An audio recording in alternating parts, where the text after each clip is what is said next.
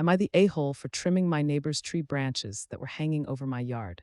Am I the a-hole for trimming my neighbor's tree branches that were hanging over my yard? I 35F recently moved into a house in a quiet suburban neighborhood. The property itself is beautiful, and one of the main reasons I bought it was the backyard. It's fairly private, but my neighbor on the right side has a line of large trees planted close to the property boundary. When I first viewed the house in winter, the trees didn't look like a problem. They were bare, so I didn't really notice how much they extended over into my yard. But once spring and summer came, I realized just how much they actually overhang my property. The branches stretch quite far over my side of the fence and create a few issues. They block a good amount of sunlight from my garden and patio, and they drop leaves, sap, and sometimes small branches onto my yard and even my outdoor furniture. I've been cleaning it constantly, and it's become really frustrating because I spend a lot of time trying to keep my space tidy. After a few weeks of dealing with it, I went to speak to my neighbor politely.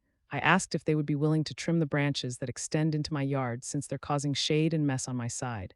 They told me the trees are healthy, they like the privacy and shade they provide, and that trimming them would ruin the shape and potentially harm them. They basically said no.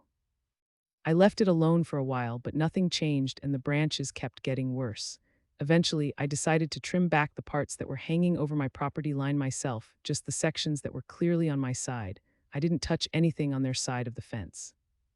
A few days later, my neighbor confronted me and was really angry. They said I had no right to touch their trees, that I could have damaged them, and that I should have asked again or gone through some official process instead of doing it myself.